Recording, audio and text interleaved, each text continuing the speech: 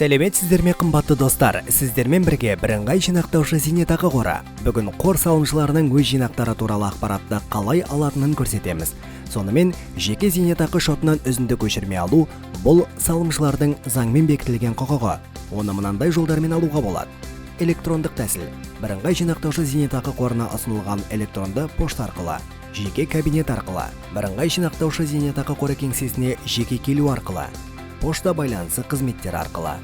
Жеке зейнетақы шоты алғашқы жарна түскен кезде автоматты түрде ашылғанда жинақтардың жай-күйі туралы ақпаратты бірыңғай жинақтаушы зейнетақы қорына жеткізу тәсілі бірыңғай жинақтаушы зейнетақы қорына жеке өзі жүгінген кезде ретінде айқындалады. Ақпаратты алу тәсілін анықтау немесе өзгерту мақсатында салымшы тиісті келісімді тікелей бірыңғай жинақтаушы зейнетақы қоры кеңсесінде немесе қор сайтында жасау керек. Атап кететін жайт, бірыңғай жинақтаушы зейнетақы қоры сайтында бір ғана әдіс, жеке кабинет арқылы тәсілін таңдауға болады.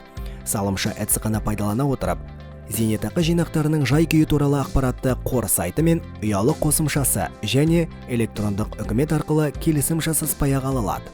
Әрине, npf.kz сайтындағы жеке кабинет немесе бірыңғай жинақтаушы зейнетақы қоры мобильді қосымшасынан ақпарат алу ең ыңғайлы тәсіл.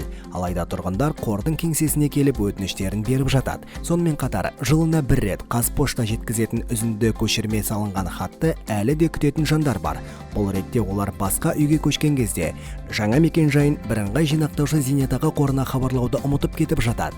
Егер салымшы өзінің қоныс аударғаны туралы бірыңғай жинақтаушы зейнетақы қорына хабарламаса, оған пошта арқылы жіберілген үзінді көшірме қорға қайта қайтарылады. Бұл жағдайда бірыңғай жинақтаушы зейнетақы қоры зейнетақы заңнамасына сәйкес келесі жылға үзінді көшірмені жібермеуге құқылы.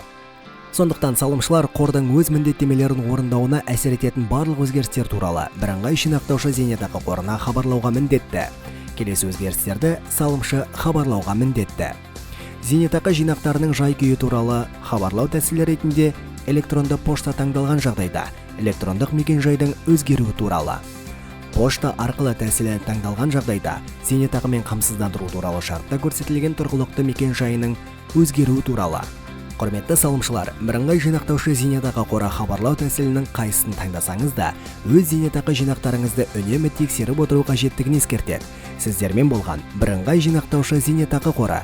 Біздің арнаға жазылуды ұмытпаңыз. Пайдалы ақпараттан қалыс қалмаңыз.